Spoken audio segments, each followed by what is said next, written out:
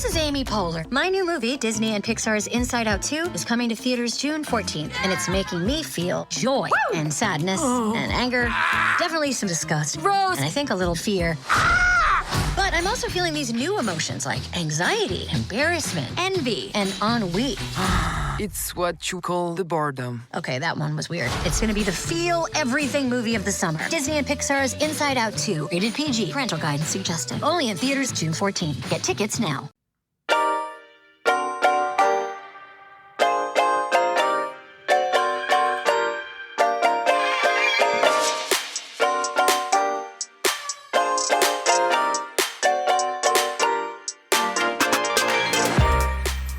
Welcome to the RuPaul's Drag Race Recap Show for Season 16, Episode 1, titled Rate a Queen Part 1. My name's Joe Betance, and I am joined, as always, by one top-rated co-host from the podcast, Bravo, effing Bravo. Please say...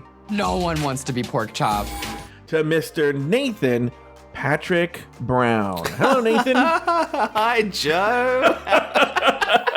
Well, look, no one wants to be a pork chop, Nathan. They don't. No one wants to be a pork chop. Nathan's a terrible actor. Guys, I forgot to pull the clip. And so I told Nathan, I go, look, this is what the clip is. I just forgot to pull it. I already knew what it was. And now he's pretending to react to it. I will say, I've done this with Taylor, and Taylor is pretty good at it. Taylor's good at faking his like yelp, where Taylor goes like, ah! You know, where he does like weird... Yeah. I'll just do that. Yeah, Taylor's really good at that.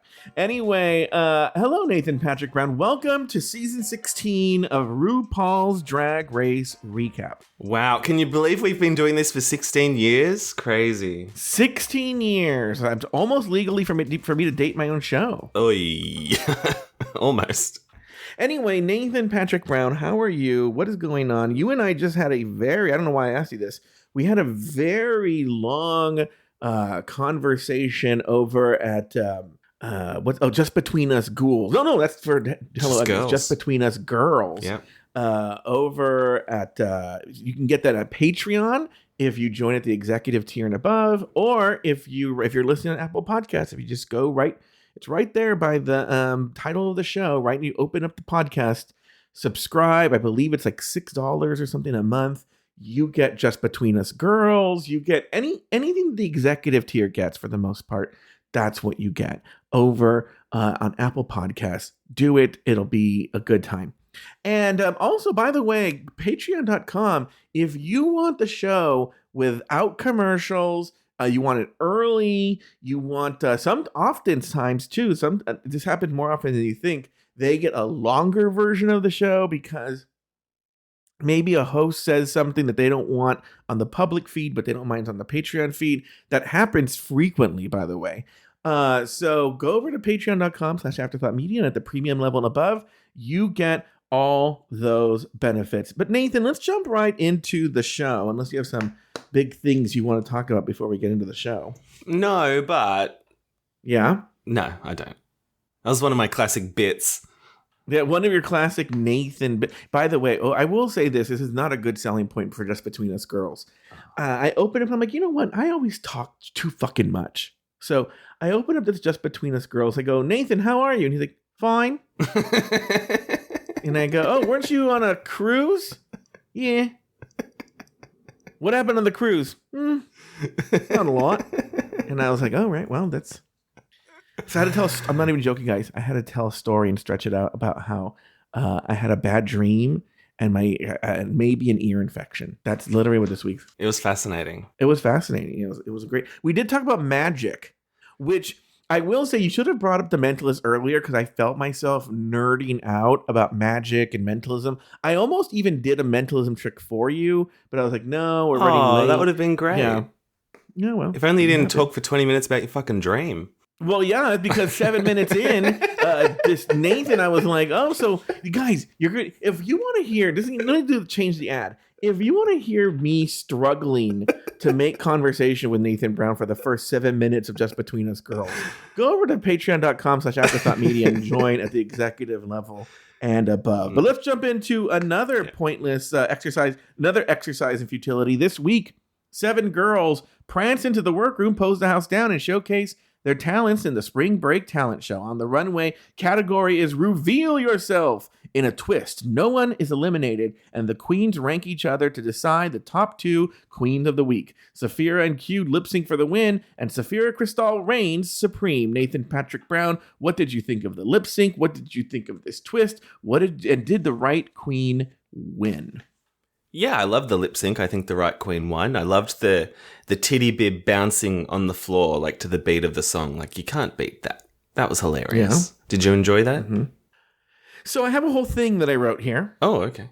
Yeah, which is essentially like, yeah, it was fine. Mm-hmm. Right? It was fine. But here's the deal. We already saw, and we'll talk about this when we get to the talent show, this Saphira, she's already repeating things that she did in her talent show. Like, oh yeah. And I watched this show 2 times. I watched it once for fun. That's what I did last night. And then this morning I watched it to take notes. And I noticed she did it at some other point too. And I'm like, oh, this is kind of her thing where she does the slow, maybe it was during the photo shoot, where she does the slow slide into a split. Mm-hmm. Yeah, and so like this is the danger, and we will talk about it, I guess, during the talent show segment, is even though she did, I will say she had a really good talent show segment. I really liked it. But when you do your moves in the talent show, which most of the girls do because they're doing some sort of like self-aggrandizing lip sync number, like where are you going to go when you have to lip sync for your life? Yeah, but they're coming off last year where Anitra did the duck walk in her talent show, and then she duck walked to the finale with it. Yeah, but here's the deal. 1, she did the duck walk, but 2, what really sold Anitra's...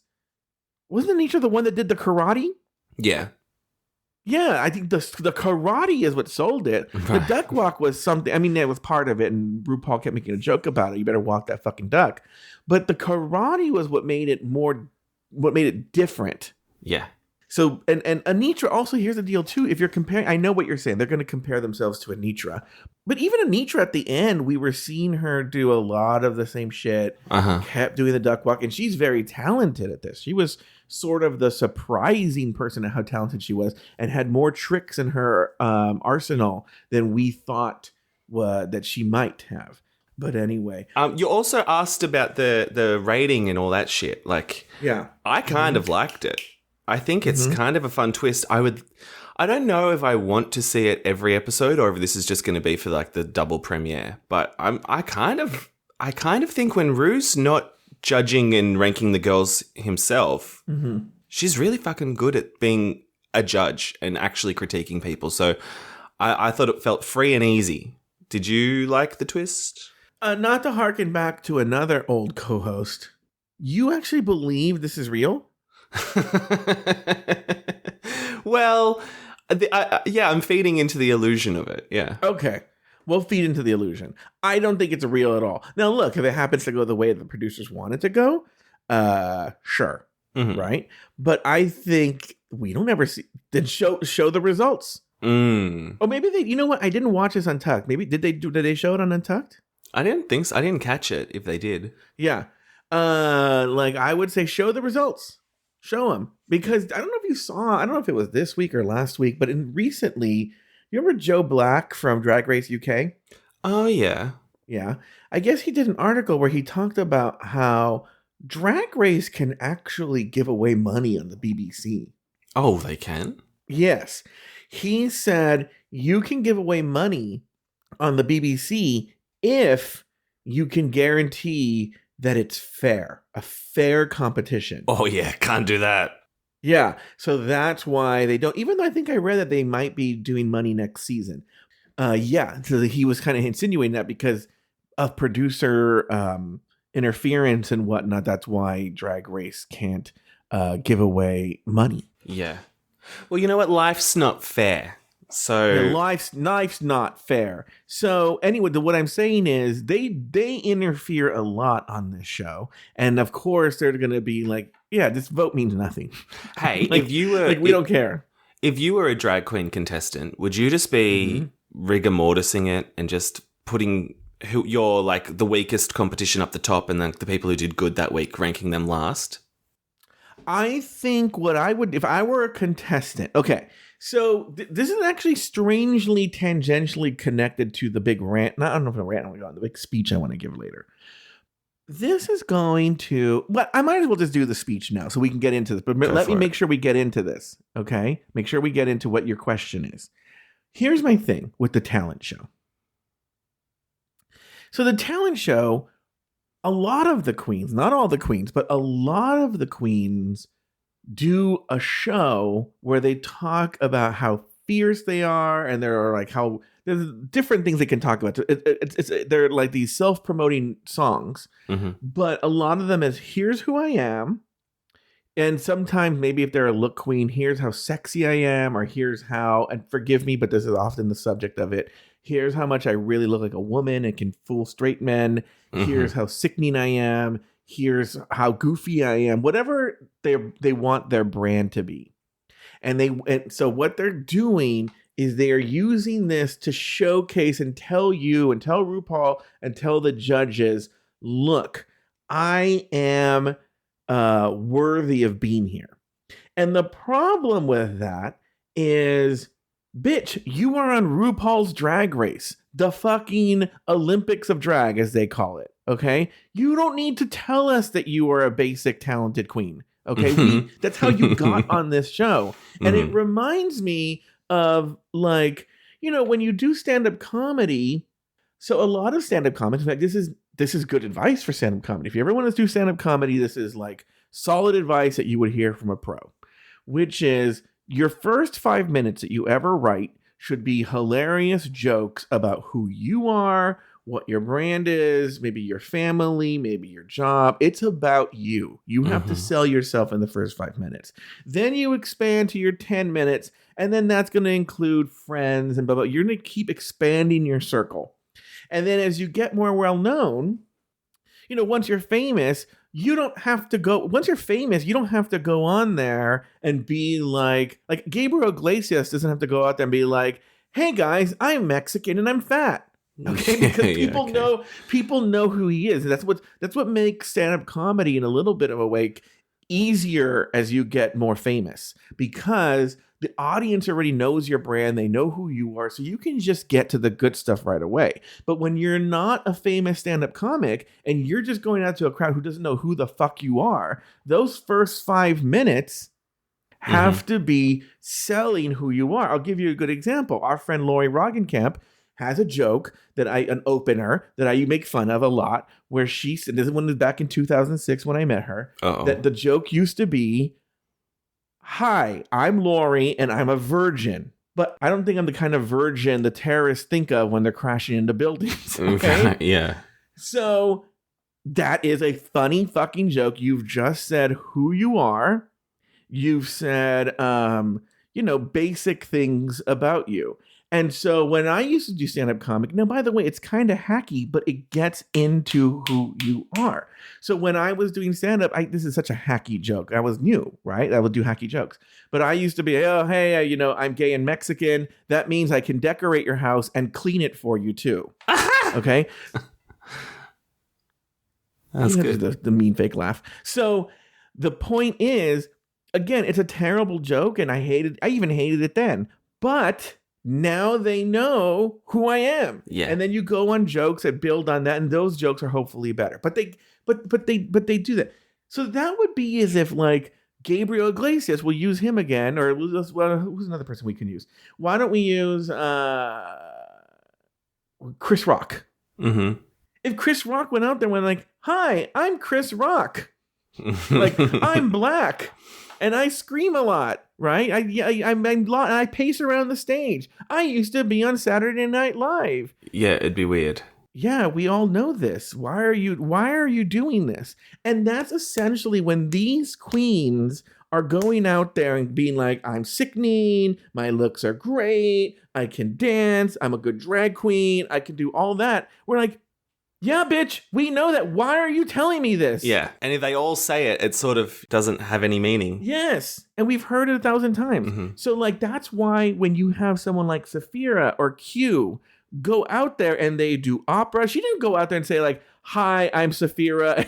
I'm a really fierce drag queen and I don't conserve looks. No, she went out there and sang opera. She changed the lyrics that were funny, you know, and she did drag queen moves while doing the thing. Q just went out there and did a fucking puppet show, essentially, a black light puppet show. That's why they were the top. They didn't go out there and say, you know, does RuPaul go out every fucking week and go, like, you know, like, it's not like, wait, hold on. Let me find this here. I have it here.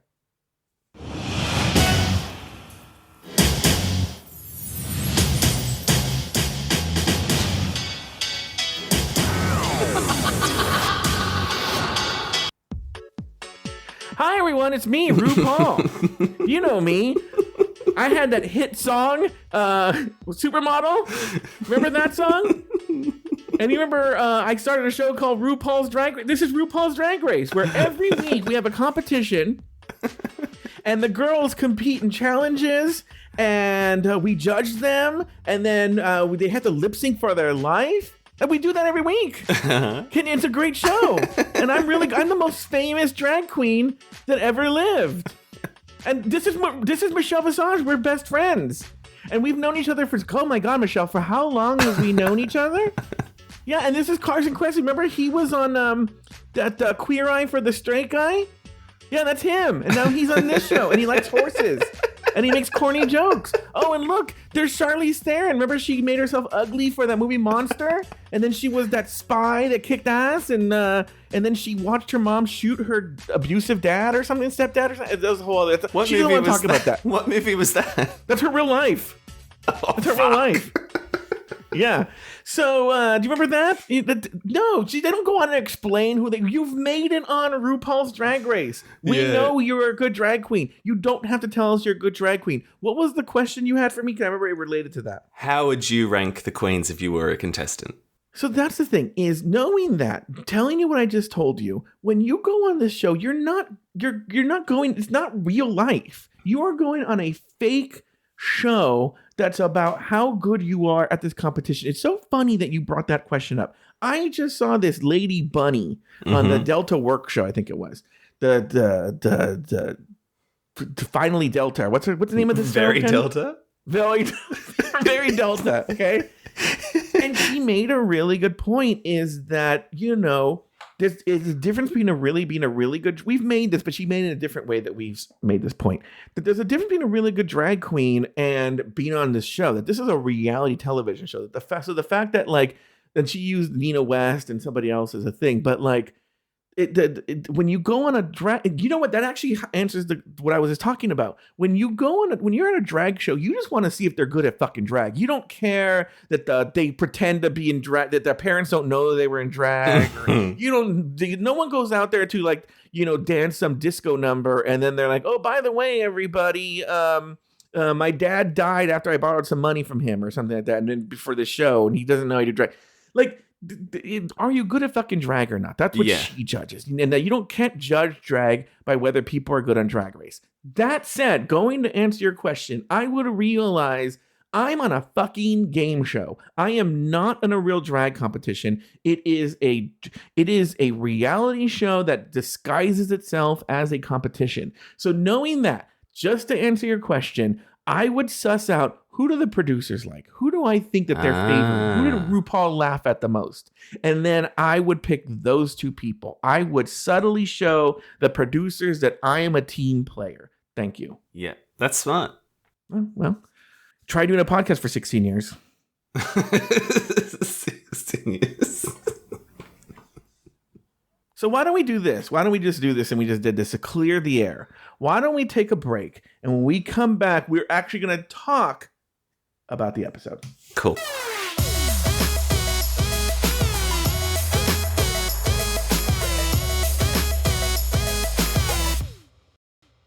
This episode is brought to you by Shopify. Whether you're selling a little or a lot, Shopify helps you do your thing, however you cha-ching. From the launch your online shop stage all the way to the "we just hit 1 million orders" stage. No matter what stage you're in, Shopify's there to help you grow. Sign up for a $1 per month trial period at shopify.com/special offer, all lowercase. That's shopify.com/special offer. What does Colgate mean by live life to the brightest? Could it be a rich glass of red sipped inside a Parisian cafe on a snowy night when my gaze is met by a tall, mysterious... I mean, brushing is directed with Colgate Optic White Pro Series toothpaste gives you a visibly whiter smile in just 3 days, so you can live life to the brightest and finish that glass without worrying about teeth stains. Colgate Optic White. Find it at all major retailers. This episode is supported by FX's Clipped, the scandalous story of the 2014 Clippers owner's racist remarks captured on tape and heard around the world. The series charts the tape's impact on a dysfunctional basketball organization striving to win against their reputation as the most cursed team in the league. Starring Lawrence Fishburne, Jackie Weaver, Cleopatra Coleman, and Ed O'Neill. FX's Clipped, streaming June 4th, only on Hulu.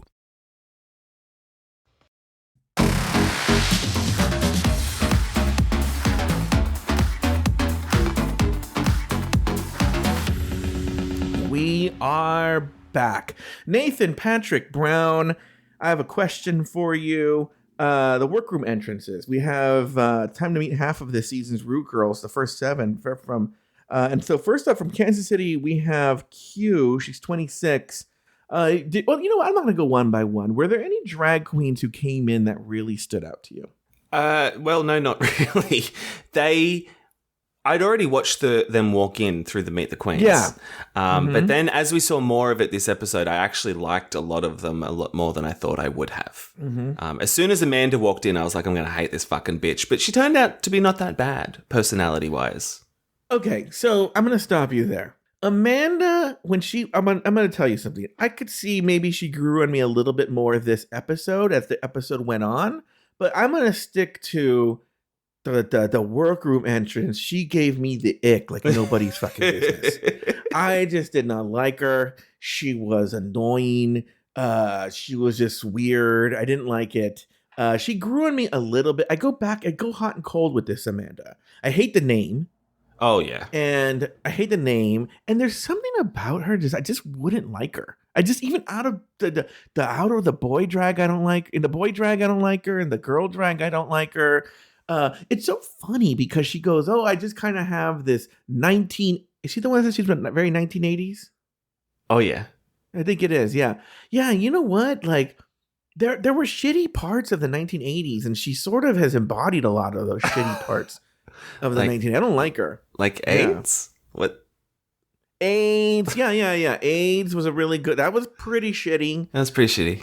I can't think of hilarious jokes right now from that. I'm not Taylor. You know, this Taylor, you bring up the 80s and he will have like, oh, when Meshack Taylor left designing women, he'll have like a list of things he didn't like about the 80s. Like, I move forward, Nathan. I don't look back. So I'm like, I don't know, things happen in the 80s. Yeah. Okay. The end. I'm not going to be like Gary Hart resigning from the presidential election. I don't know who that is. I don't care. Exactly. So why are we even talking about it? All right. Yeah, she gives me the ick. Anybody else you want to talk about? No. I do. Let me tell you about this morphine love Dion. Captain Eyebrows. Yeah. This morphine love Dion, let me tell you. I hate her. Hate her? I hate her. Hate her. And you know, she comes in and actually producer Zach actually wrote down her quote. She wrote, "The beauty and the booty is here." Let me tell you what. You know who she reminds me of, and she did the same shit too, that said the same thing, is this Naysha Lopez. Oh yeah. I don't like this Naysha Lopez. I never liked her. Never. I have never liked her. I didn't like her on the original season. I didn't like her on this All-Stars. I don't like her. I don't like, if I saw her at the bank, I wouldn't like her. I don't like her. Okay? I just don't. I see her on this the Roscoe's thing. I don't like her on those. I don't like her. Okay. Don't like Naysha Lopez. But I think, isn't she originally a Florida girl? I think she's since moved to LA, but I think she's a Florida girl. Oh, maybe. So is this so is this morphine love Dion, right? What a horrible name, first of all. Right? Why would you call yourself Morphine, right? So like, because I was like thinking like, yeah, I'm glad because she puts me to sleep, this morphine. Like that's just like the real drug. Like I don't like her. Well, she said it was from the Born This Way video clip, remember? She's that one.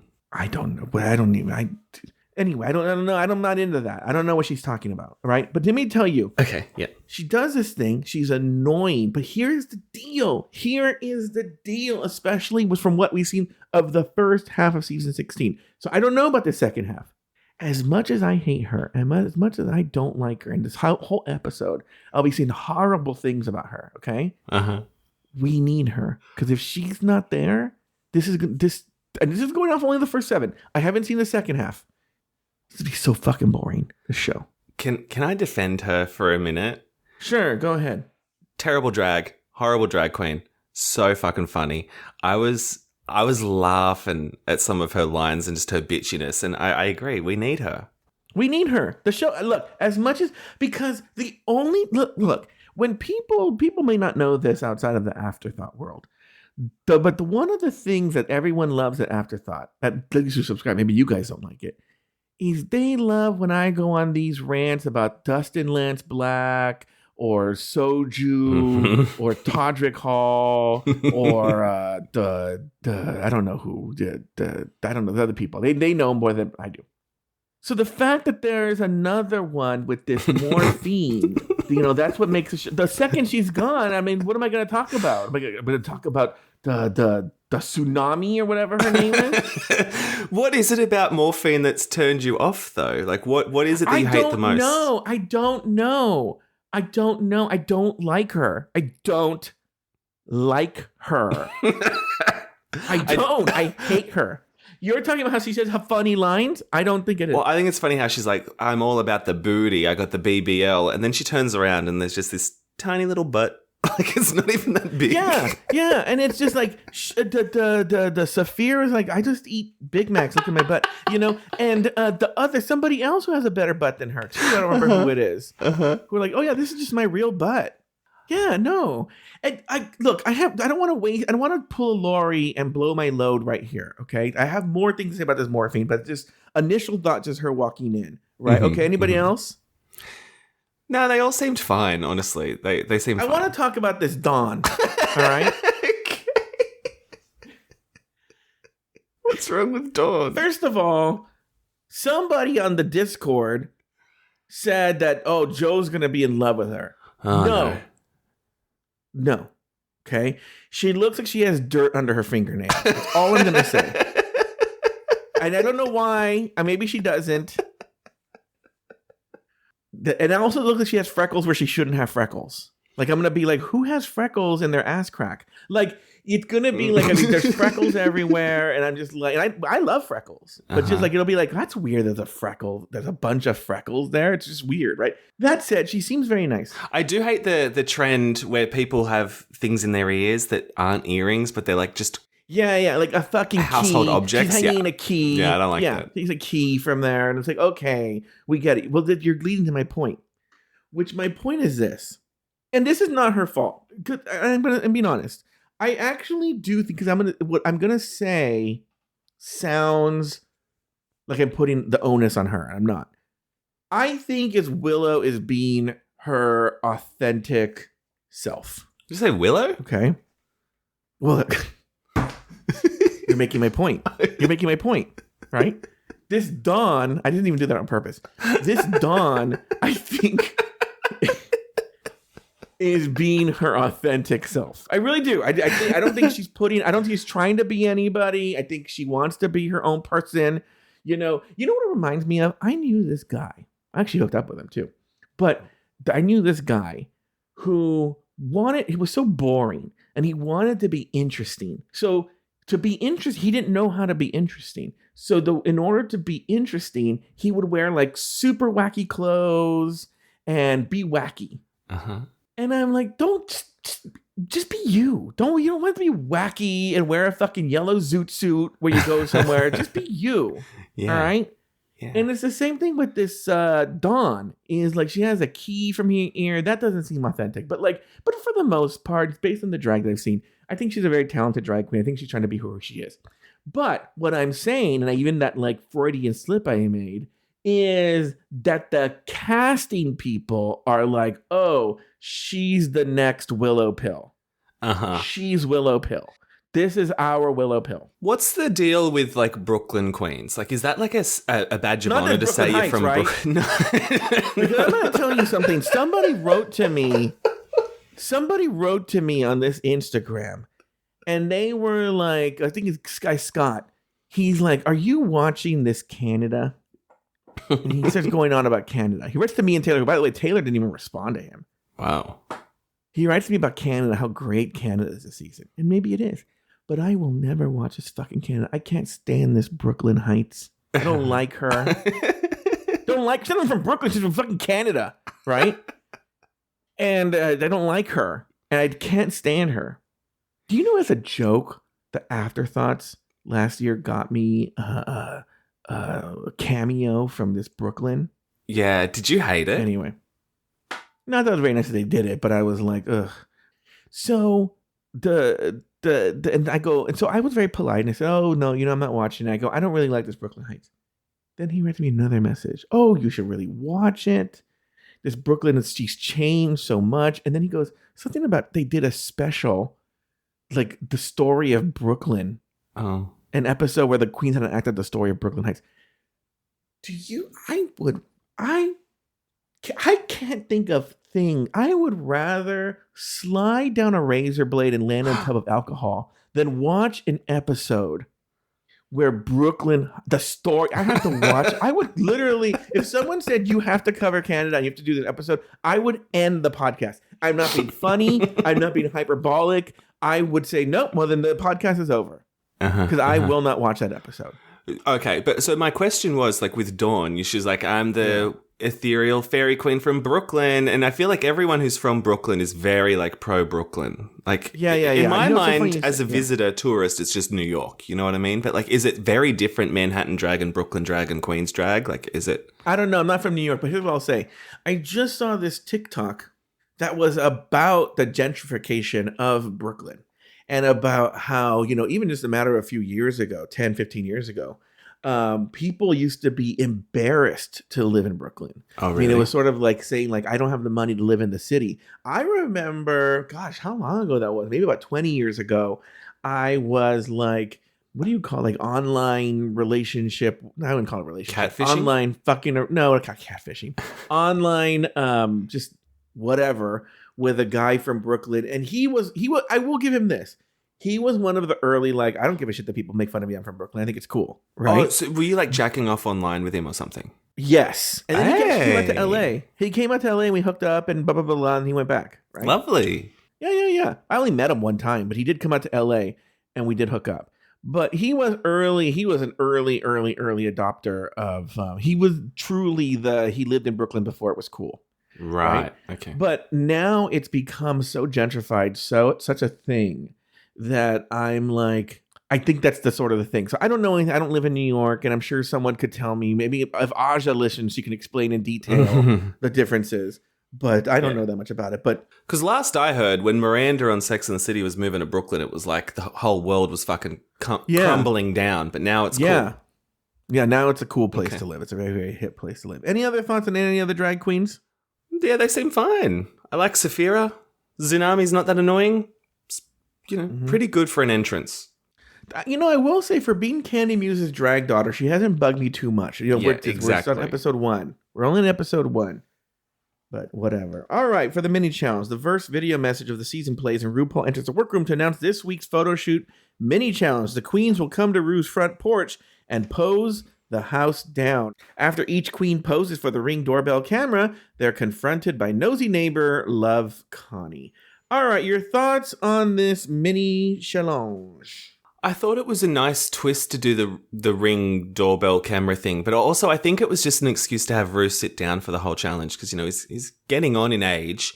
And I also am a bit upset we lose a pit crew member holding a fake camera. So that's upsetting. But the winning photo didn't look like that much. No one super awed me in this whole section. I was mostly distracted by Ru in that like Donald Duck outfit. I don't know if that's just because I came off the. I have a theory. What is it? And you may not get this, and anyone under 35 might not get this. I think this is a weird theory. I think it was a spin on the 1970s sitcom Three's Company and a character named Mr. Furley, played by Don Knotts. This is my theory. Here's why. Because Love, Connie... So Three's Company was this sitcom about a guy who lived with two girls in an apartment at a time in the 70s where that was seen as bad. Mm-hmm. So he pretended to be gay, even though he wasn't gay. And during the run of the show, there were two sets of landlords. The first set, and they were very popular, were the Ropers, a man and a wife. And the man was just like this grumpy old man. And then his wife was this oversexed. In fact, even in P-Town, every year they do a Mrs. Roper party, right? And everyone dresses as Mrs. Roper. And she had like a red afro and chunky necklaces and moo-moos. Okay. That's what she always wore. And she was oversexed, always horny. Okay. I feel Love, Connie was giving a version of that. Okay. Because in this, she's like the typical sitcom neighbor. And so the Ropers leave Three's Company and they bring in a new landlord, and that's Mr. Furley, played by Don Knotts. And he comically always wore these like really outlandish, colorful, crazy jumpsuits. Mm-hmm. Kind of thing, or weird suit. If you saw the suits that now they were more like leisure suits, but if you saw the clothes that he wore, it was sort of in that same sort of vein. And so I'm wondering if the original thing was to go for like a 70s sitcom sort of feel. I don't know. Okay. But it is weird that they were both giving sort of a Three's Company reference. Now, maybe that's not what it was. Maybe he was giving Charles Nelson Riley realness, Charles Nelson realness. Who knows? But it was a very weird outfit. Thank you. Yeah.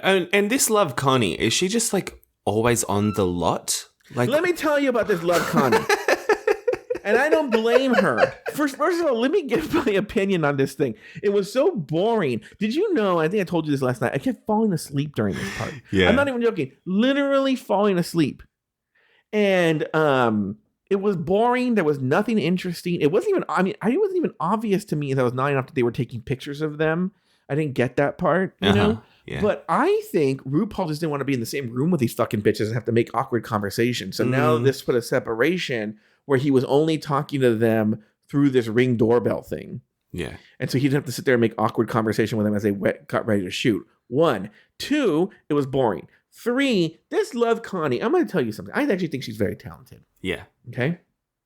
And actually, earlier, Nathan and I had a talk about magic. And I'm going to talk a little bit about magic. It's going to relate to my Love, Connie point, which is, so in magic, there are different kinds of fields of, I don't mean like Harry Potter magic. I mean like magician who does card tricks magic. Yeah.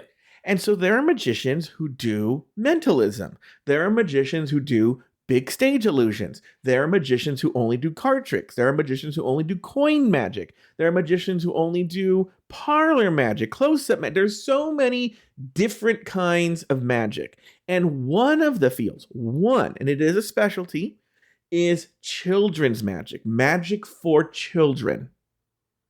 And the reason I bring that up is, so when I was a practicing magician, I would call myself a card magician, even though I did, and they can often overlap, dabble in mentalism.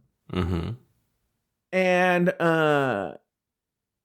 I actually, Nathan asked me a question if I ever did mentalism, and I never answered it on Just Between Us Girls. I'll answer it here. One of the reasons I don't do mentalism, and because I only feel you can really do mentalism in a professional atmosphere, because if I did mentalism for my friends, they would go like, well, fuck you. I know you can't read my mind. Yeah. You do a Drag Race recap podcast. You're not reading people's minds, right?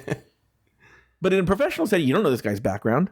So you're like, whatever, I'll buy into it. So the reason I bring that up is sometimes people will come to me and say like, oh, my kid's having a 6th birthday party. Will you come and do magic? And it's kind of insulting because they associate magic with something children could like. And I just wouldn't be able to. They wouldn't understand my card tricks. They wouldn't understand anything. And I don't know how to deal with children.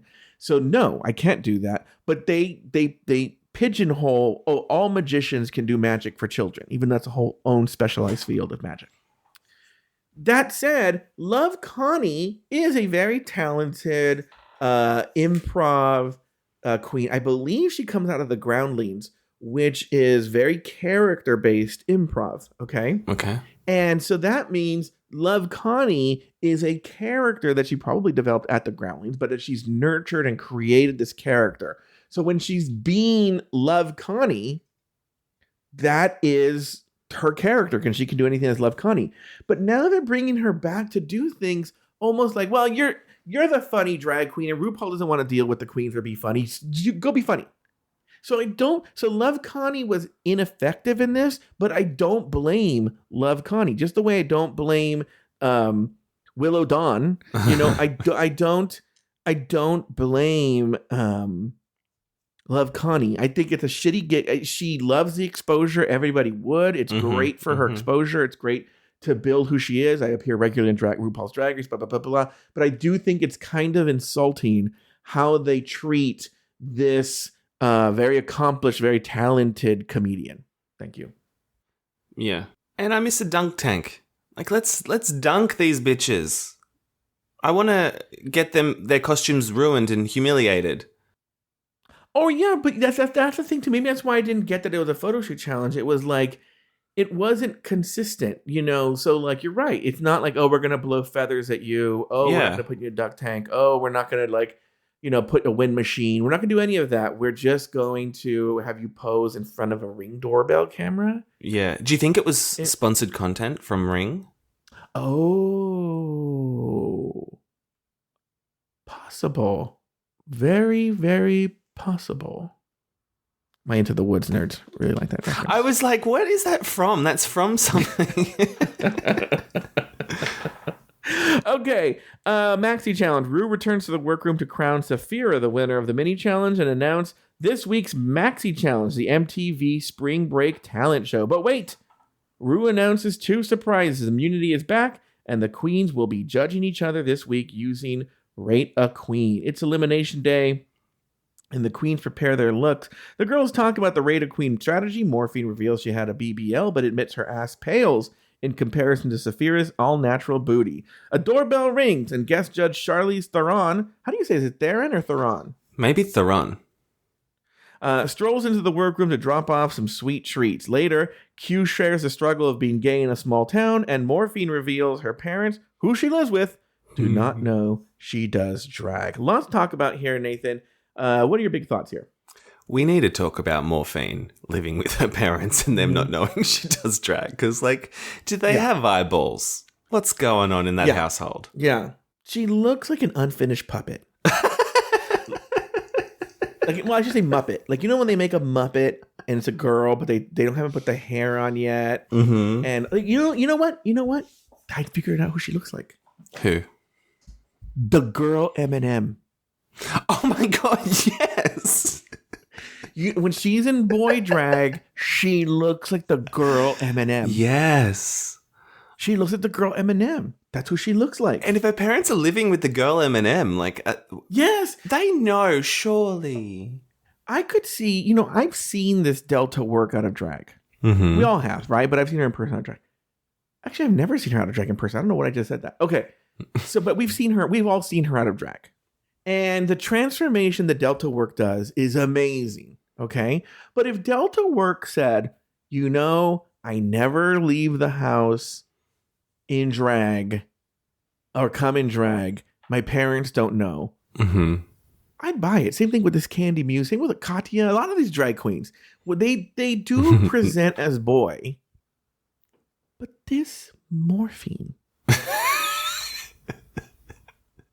in her boy look, like I told you, looks like the girl Eminem. Yeah. She looks all the time like she's just a step away from being it's like she's a drag understudy. She has to be there ready in case the drag queen just in full beat, just in case. Yeah, in full beat, just in case, she's on the swing the drag track. Queen couldn't make it. Yeah. I don't know. It's I saw that she said this and I was like, what the fuck is... She's lying to us. They know, And she's just trying to set up a storyline for like, I don't know, for a makeover challenge when her dad comes and he's like, what? Where am I? You know? Yeah, like, and then she goes, well, here's the thing too is, it takes 3 or 4 weeks to film this show. where do they think she is? Yeah, where do they think she is? Because also too, I could see maybe covering if you know how long you're going to be gone, right? But once you're eliminated, they just send you right back home. So she's like, oh yeah, I came back early from this thing I was going to. Like, what did she say? Where did she say she was going? And wouldn't they be like, Mijo, we haven't spoken to you in like in other words, I could see if she went somewhere and she's like, oh, I'm going to Houston for work. Yeah. Like, okay, well, we'll just talk. But they can't talk to her. So what did she say that I'm going to go to a place and you can't talk with me?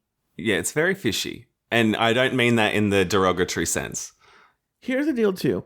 As a Latino man who's and all Latinos, I was going to say who lives with his parents, but I'm not even beyond that, it's a very family-based culture. Uh-huh. So, like, her living with her parents makes sense in Latino culture, but also them being very involved in her life and to the point where, like, I don't think I could get away with, and I don't think my brother, who doesn't even live here, who has a family on his own, if he told my parents, you're not going to be able to talk to me for 3 weeks, they would be like, what? Like, no, what? They would, like, not, that wouldn't happen. It doesn't make any sense. Or if you're going out every night, leaving at 9 p.m., coming back at 2 a.m., are they asking questions? Like, Joe, could you get away with it without your parents saying, like, where have you been? Well, also because I imagine, too, it's more than just, imagine you have to leave, like, at 6 or 7, and where does she keep all her clothes? She must have a storage cage or something somewhere.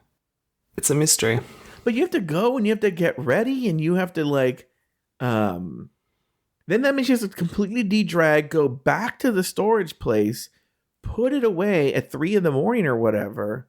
You know what I think it is, well, no, because I was going to say maybe she doesn't go up that much, but it seemed like she was, like, well-known enough that other drag queens knew her, so it seems like... Well, I mean, she is out. Her drag's not that great. So, I mean, her runway presentation was a towel dress. So maybe every night she's just walking out in a towel dress, being like, I just got out of the shower. And then she just leaves. Or do you think she's just like a popular bedroom Instagram queen? Yeah, maybe. With a lock on the door. Yeah, lock on the door. And she's there like, why didn't you keep playing the new Beyonce song? And she's like... They know she might be, like, queer, right?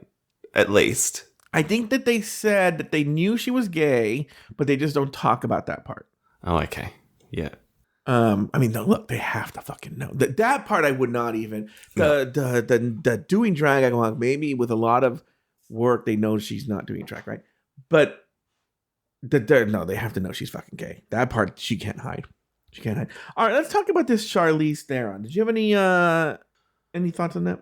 Well, I've never really thought of her as like one of the divas that we'd get excited for, like coming into the workroom entrance to like start a season, not just like pop in for Untucked, but to actually start a season and have like a pep talk. Like, when Anne Hathaway did the Zoom call, I was like, this is an odd link. I didn't think Charlize was one of the girls, but she was very pretty. What's funny is if Anne Hathaway would have done it now, it would have made more sense because I know she's like killing the gays with this Eileen movie. Oh, I'm not familiar. First of all, it's a very gay-friendly movie, I should say. And but also there's this one shot that she does that's giving the gays life right now. So I think they would have bought into it a little bit more. But they bet, they're going to start filming this show again soon. If they don't get this Gypsy Rose Blanchard on the fucking show, that should be, the gays would lose their minds. If the Gypsy Rose decided to grace. Can you imagine this Gypsy Rose on the show? Anyway, let's get back to Charlize. Booked and blessed. Booked and blessed for sure. Let's talk about this Charlize Theron.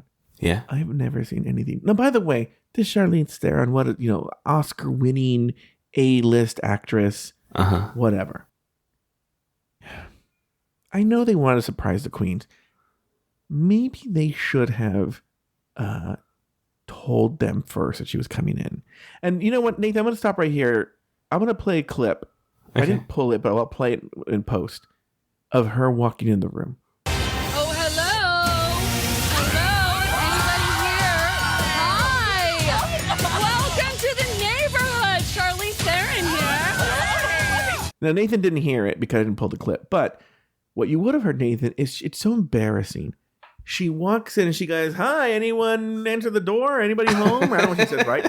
And they're all like, "Ah!" They start screaming because they know they're supposed to scream. And then she goes, "It's me, Charlize Theron." And I go, "Oh, how embarrassing for Charlize Theron." Yeah. How embarrassing. She say, "This is who I am." Miley Cyrus was dressed as a crew operator with like a fake beard on, and Silky clocked it, whereas Charlize is walking in and they're like still just doing their makeup. Lady Gaga walked in playing a man. Didn't say hi to Lady Gaga. They're like, "She really looks like Gaga." Yeah. Right? Yeah. And they clocked it. This Charlize Theron walked in there, and you can tell they're like, Who dat? And they're like, but they're like, you can see, and she could read the room, and she's like, "It's me, Charlize Theron, That's Oscar-winning actress." Well, what's she been in lately? It seems like Rue's only reference was Snow White and the Huntsman, or whatever that movie was. Let me look. I know she did Mad Max, but like I was scratching my head. I'm gonna look up her IMDb. You know, it's also one of these things where, like, well, you know, I've read about this. I can't remember who said this, but there was some actress who was like, once you hit 40, all you ever get are like grandma roles and witches. Let's see here. She's in Fast X, The School for Good and Evil, The Boys, Doctor Strange and the Multiverse of Madness, The Addams Family 2. Yeah, all right. But maybe she. But here's the deal. You know, this is what's fucked up about Hollywood is, you know, you get to be a certain age and the roles dry up. So sad. That's why Ryan Murphy needs to make more movies. By the way, the Charlize Theron, I don't think she baked anything. Oh, she did not bake anything. Not at all. And also, she looks different. She looks good, but she looks different. I feel Charlize Theron is, I don't know how to put this. She looked much thinner than she usually does. I feel like Charlize Theron is very voluptuous, the one that I remember. Ozempic, baby. It's a pandemic in Hollywood. All right, let's move on to this talent show. Okay. It's spring break, and each queen gets one opportunity to showcase their talents on the main stage. Any big thoughts on the talent show? They started off with Morphine Love Dion. I'm going to tell you right. I'm going to even read about the lip. Here's what you have. Lip sync, puppet show, lip sync, opera. Yeah. Well, I think a lot of the queens fell into that trap where they just did a lip sync, just like saying like, "I'm a drag queen, I slay." And, you know, I could go on a rant about that, but I won't. I was distracted by the presence of Derek. What the fuck was Derek doing there? Who, but now I don't know why I'm all like, does not look like Britney Spears anymore. What not happened? At all. No. Or maybe Derek needs to go into a conservatorship because she Derek barely. Derek barely looks like Britney Spears now. That's funny. Yeah, so I actually, a lot of them I was like, oh, that's it. I was like, oh, that's it. Like Mirage, I was like, oh, I would love a prop, but you know, the dance moves she did were fine. Mm-hmm. I enjoyed the puppet show because it was different. Although watching it, I was like, this isn't very hard. But like, I guess it doesn't need to be hard. It was effective. And I think Saphira was the standout because it was different. I liked the puppet show. And I actually like Saphira Cristall. Yeah, hers was good. Mm-hmm. Do you think she was actually singing those words in Italian or whatever, or the words are just written? No, those aren't the words. It's what's the name of that opera aria? Okay, so here are the lyrics in English. It's Puccini. It's called "O mio babbino caro." Okay, here we go. "Oh, my dear Papa, I like him. He is so handsome. I want to go to Porta Rossa to buy the ring. Yes, I want to go there. And if my love were in vain, I would go to the Ponte Vecchio and throw myself in the Arno. Oh. I am pining. I am tormented. Oh God, I would want to die. Father, have pity, have pity. Father, have pity, have pity." So similar. Yeah. Any other thoughts on the talent show? Yeah, no. So yeah, who did you think was the worst? Anybody that didn't do a puppet show or sing opera. I will say this. I will give extra credit to the Dawn. I thought that was a little more clever than other ones, at least. At least there was something clever about it. But other than that, I was like, I don't give a shit. Oh, I do want to say one thing. This fucking morphine, right? Earlier in the show, she was like, this morphine was just like, oh, this Amanda, whatever her name is, Tori Meeting. What a fucking cunt. She thought you can see the neck. You can see the neckline. What a fucking sloppy pig, right? And I was like, okay, whatever. You can see the neck. It did look pretty bad. I will say that. But she's like, why not wear a necklace? Why not do that? That's what I'm talking about. These drag queens are horrible. This fucking bitch, you could see the zipper from Mars on the back. She's trying to be nude. And I'm like, you're judging this a mandatory meeting. It was like a fucking zipper you would see on a furry costume. They weren't even trying, like, you don't see zipper. Like, when you were on the Disney cruise, did you see the big giant fucking zipper? Not you a saw zip. this big zipper. No. No, you don't see it at all. This fucking zipper. And again, I know, what the zipper has to be somewhere, right? But like, don't judge just mandatory meetings. She's doing the best she can. She made it on the show. Shut the fuck up, Morphine. Thank you. And by the way, I have another speech I want to give. I was saving it for the end. I'm going to do it now. I'm telling you right now. I think this is the part. Remember you asked me, why do I hate this morphine? Yeah. You know why? I'm going to tell you why. She's acting like a fucking cunt. And look, and I don't blame her, right? Like, I've always had this dream. It's too late for me now, but I've had this dream that I would totally do drag and I would intentionally go on there and be the cuntiest, most rotted, horrible human being that ever lived on the show, right? And then you know what I would do? I would never I would even probably delete my social media. Just wouldn't even, whatever. Fuck you. I'm not going to even have social media. And I'm not going to ever do shows. I don't care. I'm just going to go on there and be the most rotted cunt ever. And there's no way any of you can get me because you don't even know where to find me. And that's the part. If you're going to play the cunt, then you have to go all the way. Yeah. And so I already know. I don't know if it's going to be next week. I don't know if it's going to be in 2 weeks. Could be in a month. I don't know when. This fucking bitch, this what's her name? Morphine? I have to quit social media. Everybody is so mean. I can't believe this. They've done horrible things to me. They called my parents and told them I do drag. It's gonna be, and they say mean things about me on Twitter. And then all the other queens have to be like, hey, stop picking on morphine. Yeah. Mental health is important. You can say it. We're in season 16. You know that these fucking queens are gonna come for you and tell you to go back to Venezuela or wherever you're from. And the Nicaragua is Nicaragua, right? And go back to Nicaragua. We don't like you. We're gonna deport you. Trump built the wall. I don't know what they're gonna tell her, right? And they're going to say, oh, you look like the brown M&M, the girl M&M. And they're going to say all these horrible things to her, right? And she's going to be like, oh, everyone's so mean to me. I know this. We've seen this script so many times. We're going to see it.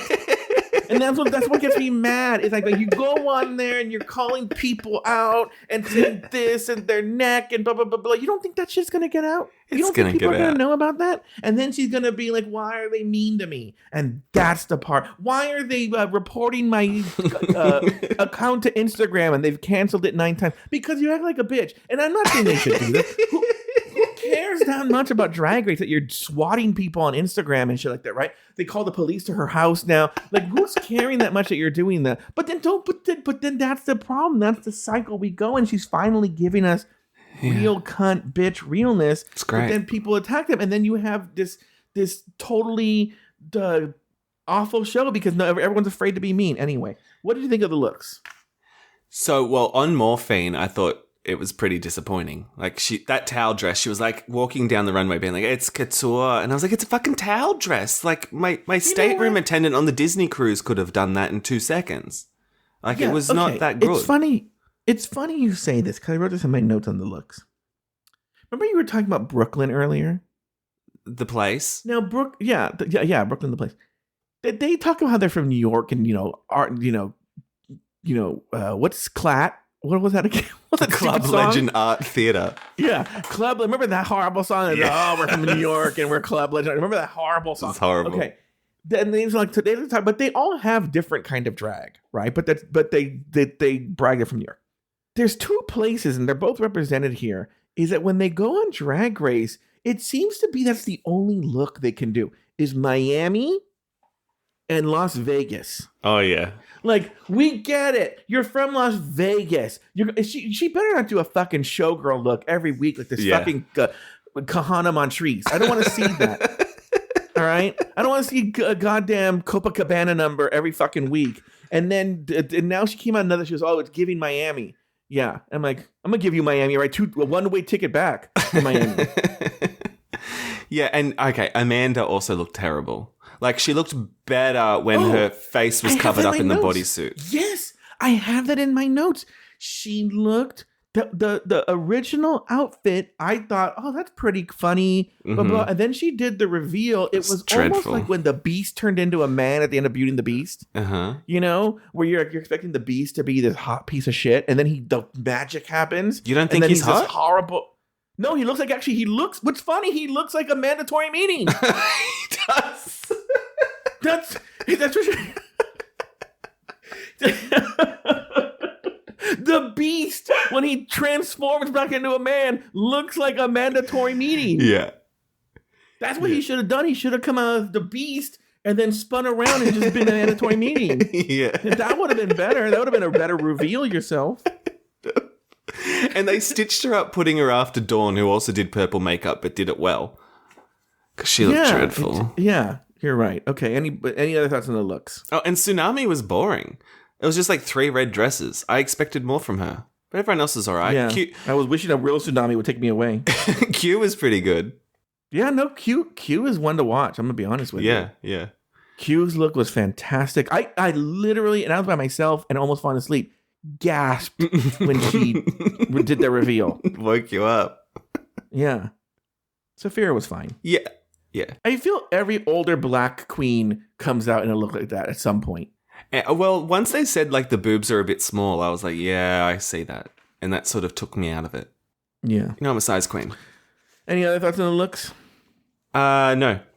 All right. On the main stage, judges give their opinions, but the queens have the power. One by one, the queens rank all 6 of their competitors' performances. After the voting, Rue reveals Saphira Cristál and Q were named the top 2 queens of the week and will lip sync for the win and immunity. Plus, no queens going home this episode. The song, Break My Soul by Beyonce. In the end, Saphira Cristál is named the winner of the lip sync and receives $5,000 and immunity. Vaguely, we don't know when, but at some point in immunity. Nathan, I'm very scared.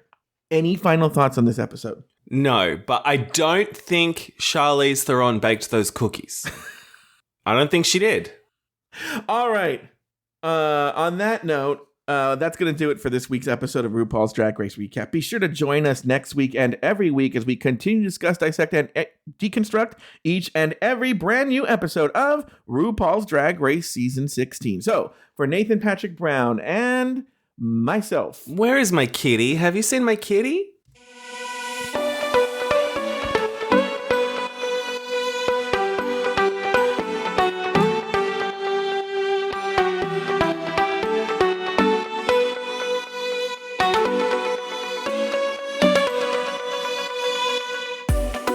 Thank you for listening to Drag Race Recap.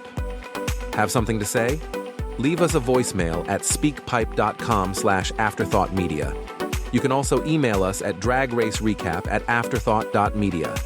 For more Drag Race and LGBTQ content, support us over at patreon.com/afterthoughtmedia. Nathan Patrick Brown has another podcast. It's called Bravo, Bravo, Effing Bravo, and it's available wherever you get your podcasts. You can also follow Nathan on Instagram at NathanBrown90. Follow Joe Betance on Instagram and TikTok at Joe Betance. Special thanks to these expensive tier Patreon supporters: Alex S., Anonymous, April Pacheco, Astute Girl, Brad Coley, Phil Sket Pony, Doofus Maximus, E. Smith, Elizabeth Timmer, Emma, Humble Pie, J. Thomas Plank, Jesse Harris, Kathy Zender, Lauren Eckerd, Lucy Carrasco, Luke Stammen, Mike Yeager, Nikki Baker, Poppy Woods, Ricardo Herrera, Robert NYC, Sarah Yu, Robin Agenberger, Runner Brandon, Tom Bombs, Travi Cosmos, Troy Anderson, and Zach Nelson. Drag Race Recap is an Afterthought Media podcast. say goodbye to your credit card rewards. Greedy corporate mega stores, led by Walmart and Target, are pushing for a law in Congress to take away your hard-earned cash back and travel points to line their pockets. The Durbin-Marshall credit card bill would enact harmful credit card routing mandates that would end credit card rewards as we know it. If you love your credit card rewards, tell your lawmakers, hands off my rewards. Tell them to oppose the Durbin-Marshall credit card bill.